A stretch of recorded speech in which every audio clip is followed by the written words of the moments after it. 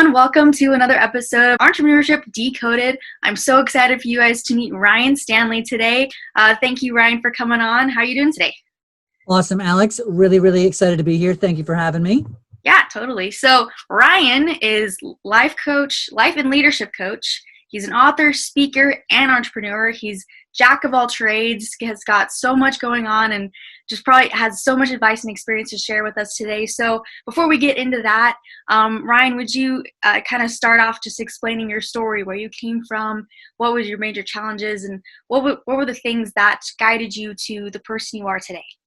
Sure. Awesome. Yeah. And first of all, again, just want to really share some gratitude to kind of answer your question. Gratitude has certainly gotten me to where I am today, but I want to share some gratitude with you for having me and making time for me to kind of share my story with your audience. Super excited to be here.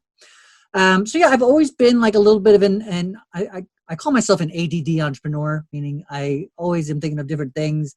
It's what I do for hobbies. Like when I'm in my spare time, I'm not like kind of channel surfing. I'm thinking of different businesses to create or different products to kind of just ideas to share with the world. And so I've always kind of been in that space in some capacity. So for a number of years, I had my own daycare center. I did that with my father for a while. Until about 2008, I was working in artist management. So I was managing a bunch of bands. And because I'm a big fan of live music, so I love live music. I love going to concerts. And so I thought, wow, I love creating businesses. Why don't I create a business that works with something that I love? So I was doing that for a while, and there was aspects of it that I loved. I really loved mostly, though, connecting with the artists and connecting with people who are musicians and didn't necessarily have guidance. And I liked supporting them and helping them see what their goals could be and helping them to accomplish them and holding them accountable and asking them powerful questions. I didn't necessarily like dealing with shady club owners, or if I was working with a band and half the members didn't want to show up for practice on time or get as many gigs as were necessary. It became kind of more of a babysitting than it was really creating something together. Sometimes if they weren't showing up on time, they weren't doing their work, I got paid on the back end based on their success. And so if they weren't being as successful as they could have been, I felt I was doing the work and they weren't. And so I didn't necessarily get paid what I wanted either. And then lastly, like sometimes just to be out till 3:00 in the morning on a Wednesday, night after night, at a point in my life when I was building a family, just wasn't ideal for me. So like in October of 2008, it's going way back, but I like the concept of a coach came up in like 3 different conversations. And I was like, well, that kind of speaks to who I am. Like, that's what I do. That's what I love about what I do. So in 2009, I enrolled in a coach training program and became a certified professional coach. And I still worked with musicians. Right. So now I only work with musicians who are excited to be there on time, were willing to invest time and money in themselves. I worked from home, so I didn't have to be out in New York till 3:00 in the morning. I got paid up front. I didn't have to deal with shady club owners. So I was able to get rid of all the things I didn't like about what I was doing and really, learn more about all the things that I did like and learn a lot about myself along the way. So I've been a life coach and a leadership coach for about 10 years. And for a majority of my career, I did work with musicians. Then as I kind of got to be a more well-known coach and kind of stepping it up a little bit, I started expanding my audience. And I've coached CEOs, I've coached doctors, I've coached authors, people at all sorts of walks of life. Really anybody who's interested in being a better version of themselves, which specifically, in your case, speaking to entrepreneurs, like entrepreneurs, whether it be me or not, can always use a coach, right? Somebody to ask them questions they hadn't thought to ask themselves, somebody to hold them accountable for things that they want to be doing, but for whatever reason have blocks or fears around. So I'm trying to, I know it was a kind of a short question. I'm trying to make the answer too long, but so the past 10 years has been a lot about self-growth. I love creating businesses. I have a t-shirt company. And then I most recently just wrote a book that I published last year as another kind of product. And so I believe that entrepreneurs are artists. And, a lot of the time, it's funny, when I first started working with musicians, I pointed out often that people didn't realize that musicians are entrepreneurs, right? They just see them as art. Most people just see them as creative artists.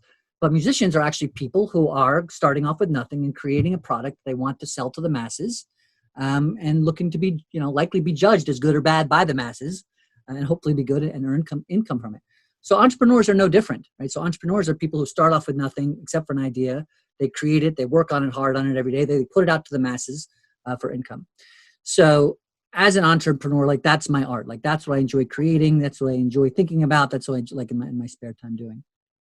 No, that's awesome. Yeah, people don't understand that entrepreneurs, it can be in forms of different ways. So it can be artists, engineers, and people who are just creating something out of nothing and building that system and just helping other people, that's pretty much what entrepreneurs are, and other people can be just described that way. So I think you put that perfectly. So so you kind of talked about the challenges you went through, and we're being a coach and a mentor for these musicians and just going through those challenges. Did you have like an experience or like one specific moment that just told you that you needed to become a coach and you wanted to get away from the shady musicians, people didn't really care?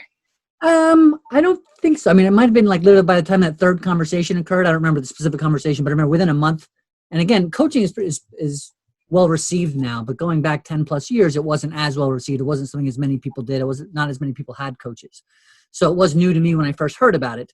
So I think that third point, but my whole life just, so I'm the second oldest of 10. So I've got a lot of younger siblings. And so I've always been kind of a caretaker at some point. Like I enjoy helping people be the best versions of themselves.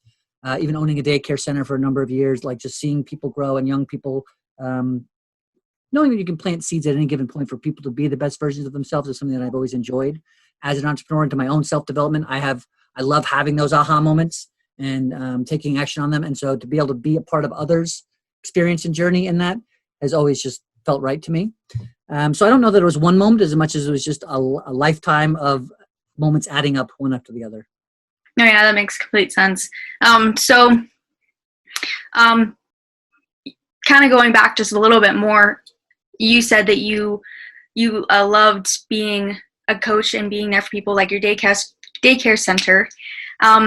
Is there like a specific aha moment that you went through that made you decide to become that coach, even before you did work with musicians and you had that daycare job? Yeah, I wish that I could say there was, but I don't think there was. I think it was really just at a point where I knew that I wanted to serve others. I knew that I liked being present with people and really helping them see solutions. I knew that I was one of those positive people that was always kind of looking for the glass half full type of a thing, which can be obnoxious to some people. What I've gotten to a point now that it's not about being positive. So there's been a maturity growth for me over the past 10, 20 years. So it's more about just being aware that you have an option in any given moment to decide who you want to be. And so I think whether that aha moment was at one particular, hey, I want to be a coach, or the thousands of aha moments of what I want to be since then, right? I mean, sometimes I know that I wanted to be a great dad, and so I work on that every single day. I know that I wanted to be a great friend. I know that I wanted to be a human that has a global impact. And so all these things happen at different points as you kind of decide who you want to be. The more you decide who you want to be, the more possibilities open up to you.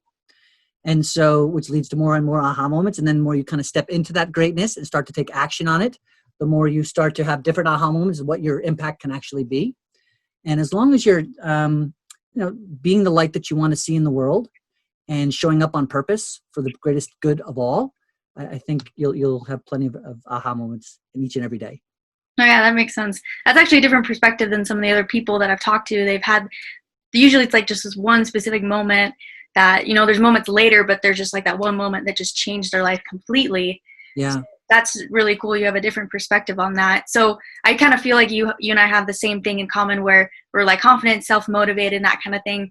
Is there like a why, or is there a specific reason that you are motivated that way, or just you're yeah, that's a great question, Alex. I think there's a couple. I mean, I think one reason is at this point in my life, legacy. Like I want to, like I said, I mentioned my book earlier. I wrote that not just for me. Actually, I did write it for me as much as I did for everybody else, but also for my children. Like to say, like, hey, when my dad was here, he did something intentional with his life. Like he did something to have a global impact, and he left something for not only us as kids, but for the rest of the world. So that's a piece to it. I think as far as being, and actually with all that, I forgot what the actual specific question was. Yeah, that's totally fine. No. So what, do you have a reason to be self-motivated? That was the reason was my legacy. Now, my other reason is that life is an adventure. And, an aha moment that I probably had at one point is that I realized that literally life is a gift. Every single day is a gift. Like there's gravity, there's sunshine, there's oxygen, there's all these things that allow us to exist, like literally. And so being that that's the case, what are we doing with it?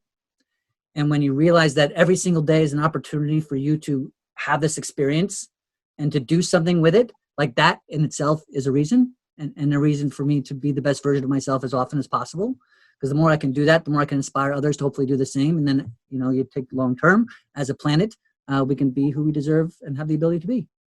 That's awesome. Yeah, a lot of people feel like need that perspective in life, that when you wake up, it's a gift. It's pretty much a miracle just waking up and having another day. Then just literally, yeah, I feel like a lot of people need that. So like you said, you're a life coach and you help people with leadership. What is kind of the one thing that you see a lot of people, like entrepreneurs or musicians, the people you work with, what's the kind of one or a couple of things that you see just really inhibit them from becoming that awesome person they want to be? Great question.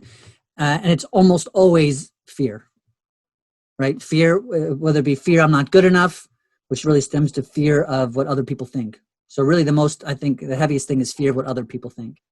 In the grand scheme of things, it's the only reason people don't do things, right? I'm afraid I'm not going to be good enough, which means I'm afraid that I'm not good enough for who? For other people, right? Or sometimes I'm a fear of success. I'm afraid I'm going to be, this is going to be so good, and then I won't know what to do with it. And what will people think of me when I'm this successful person who doesn't know what the heck they're doing? Or, you know what I mean? Like, so anytime, really something that I genuinely live by, unless you are in physical danger, more times than not, I find fear is a liar. And it's not there to serve you. It thinks it's there to protect you, but really it's there to keep you from stepping outside your comfort zone and getting hurt in any capacity. And that's even like the ego, like letting the ego get hurt. And so when we get past all of that and we decide that, listen, that came from being in caves thousands of years ago and there's a saber-toothed tiger out there waiting to eat us, right? Don't go out there. Don't go outside the cave. Just chill out in here, right? That's a lot of the time what our fears are telling us. Like, nah, don't step outside your comfort zone. Somebody might not like it. They might make fun of you. You might not be good enough. And so if we wake up every single day and decide that it doesn't matter what other people think, because really in the grand scheme of things, if you pay attention to that concept that somebody else who was born to a different set of parents in a different location at a different time and has had all of these other experiences that have nothing to do with me has an opinion about what my life is and what I'm doing and who I'm creating to be based on where I was born and every single second of life that I've had up until now literally doesn't make sense. If you were to say to someone like, hey, there's a person in Europe who there's this guy named Mike and he doesn't like something you said.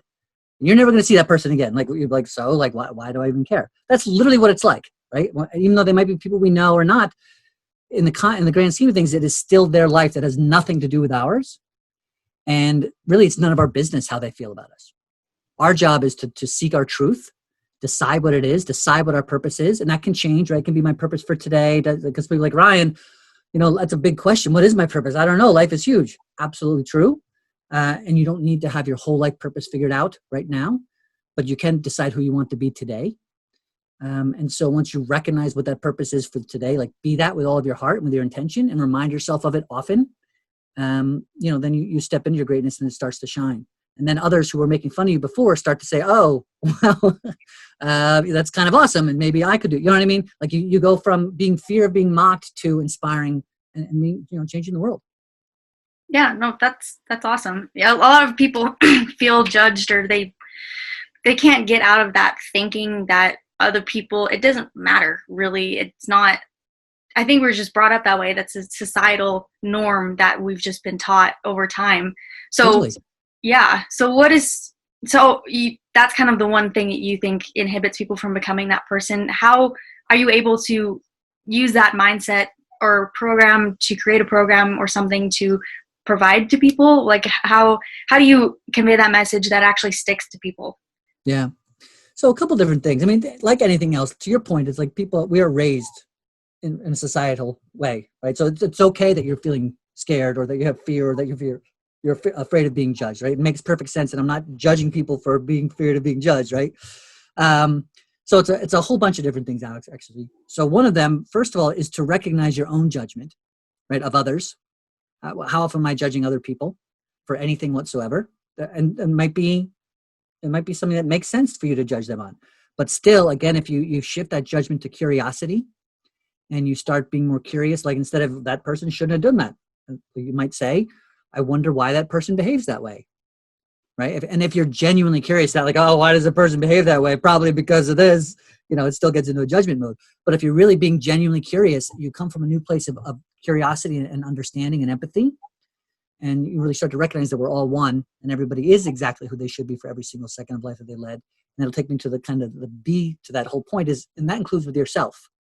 So instead of judging yourself for not good enough, or I should have done that, or I should be doing more of this, get more curious with yourself.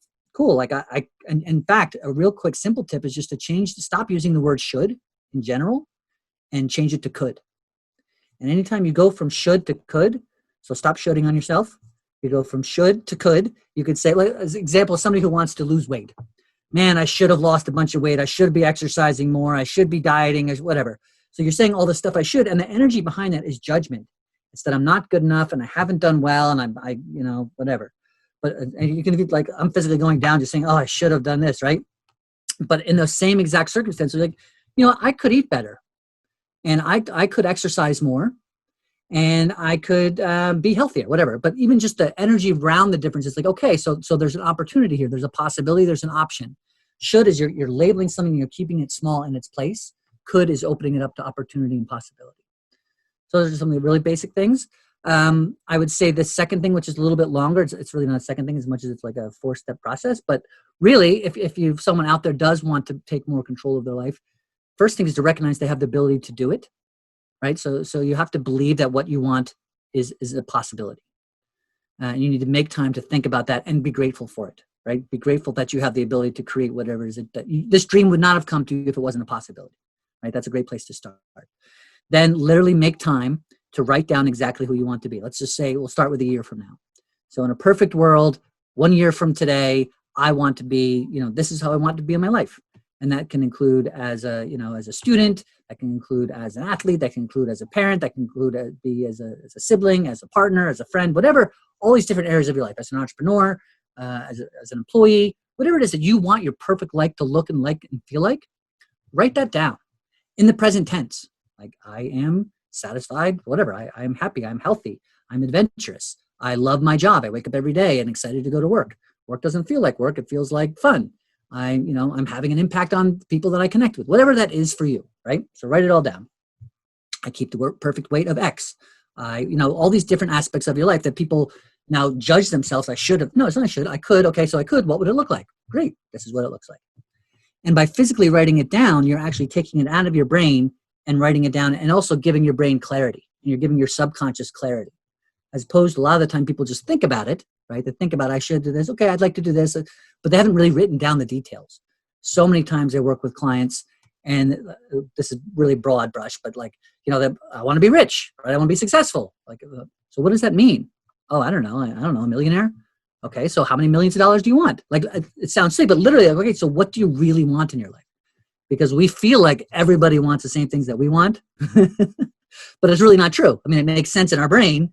It's like kind of like when you connect with somebody on Twitter or like a social media, and you just kind of assume that they're kind of like you, like, or they're going to have the same perspective as you, but they don't. Everybody wants completely different things.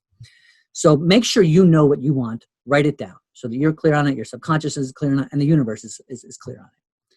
Then kind of attach that to believe it's possible.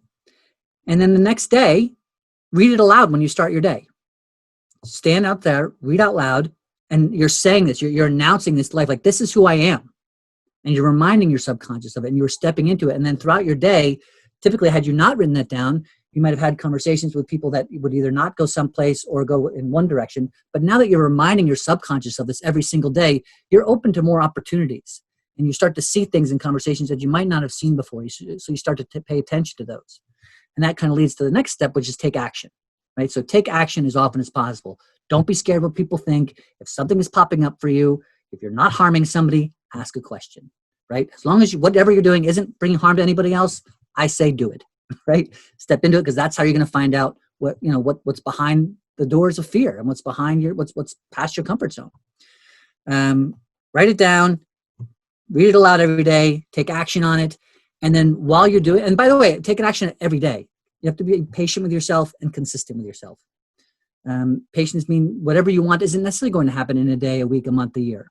It might take 5 years. It might take 10 years. But if you literally got to be exactly who you wanted to be, and it took 5 years or 10 years even, A, it'd be worth it. B, the journey there is really what it's all about anyway, because as you're deciding who you want to be, that's going to change over time with experience. But if you by starting off with a North Star and a compass of what you've written down, you start on your path. And then along that way, like, it's okay for you to write this down in pencil. Like, you can erase things that don't serve you anymore, because who I am today is certainly not who I was even a year ago. Right. And so we feel free to modify it and change it and let it grow and make more sense as the path kind of unfolds before you. But take action on it every day, even if it's for 5 minutes on a Saturday. And I'm not saying don't go have a life. I'm not saying don't go be with friends. But I am saying if you really want something and you really know what you want your life to be, sometimes you do need to break some old habits. Sometimes you do need to step a little bit outside your comfort zone into some greatness to allow it to unfold. And then lastly, as I touched on before, while you're doing all of this, and I even get a little emotional talking about it, be the light you want to see in the world, right? Be the light so that others not only see you stepping into your greatness, but are inspired by your willingness to shine so brightly that they want to shine themselves. And I will leave it at that. Oh, that's awesome. I think that's a great way to end, and how you're so passionate about it. And you found a place for you to just serve others, to provide them value and help them become the person they're meant to be. It's so empowering. It's so awesome to see. Like, I'm almost tearing up just seeing you. And that's what I hope people listening, watching this, they can understand they have potential. They can do what they want to do. It doesn't matter what it is. But if they want to become that person, taking these steps, it's kind of funny. I do this every day. I have my goals written down. I stand in my Wonder Woman power pose. Yeah. It works. I mean, it works. It gives you confidence, and it's so cool. So I think we can just end it there. And I can say that, by the way, I can feel that. I can feel your confidence. And I know that as you step into this podcast and you are creating it with the intention of serving others, but also learning as part of the journey. I mean, you are already having a global impact. You are making a change, and you are here for a reason. So keep up the awesomeness.